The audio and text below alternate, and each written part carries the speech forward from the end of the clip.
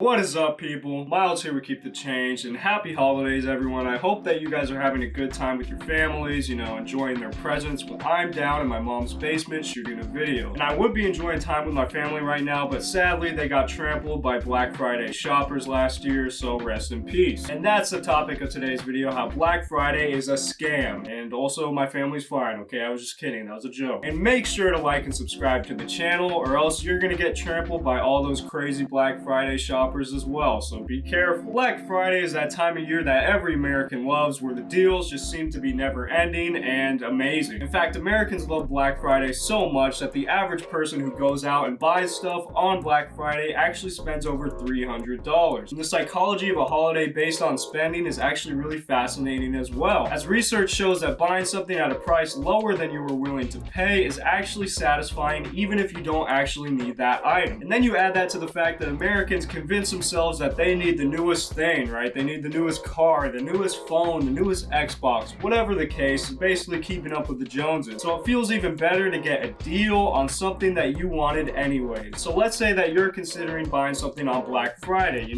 get out of the house, you go wait in line, and all of a sudden everyone's fighting in line, you have to stab a couple people, but hey, now you're in the store. Once you're actually in the store, you might have your mind set on one item, such as a flat screen TV, or maybe a new toaster, or whatever the case may be. But once you're actually in the store and you see a bunch of new deals that you didn't even know existed, you see a bunch of people buying items in mass hysteria, you kind of get inspired to buy even more. A big psychological factor in all of this is the fact that companies are basically betting on you to purchase more than one item. So even though I want that one flat screen, I'm more likely to purchase other items as well, which obviously is kind of scammy. And guess what? Black Friday isn't even the best day of the year for deals, actually. That would go to Thanksgiving. But hey, I know what you're thinking. Miles, you're the most funny, handsome, humble guy on YouTube, but how can I trust you? I mean, last week my friend Joe just told me about this $1,000 TV that they're selling for $400. That seems like a good deal to me. And at first glance, I would say you're completely right. That's a pretty good deal. Until you realize that companies are blood-sucking, thirsty monsters who just want every penny out of you. See, most retailers offer inferior versions of the same product, and they make it with cheaper parts, or maybe there's less features, and it's way more likely to break than the original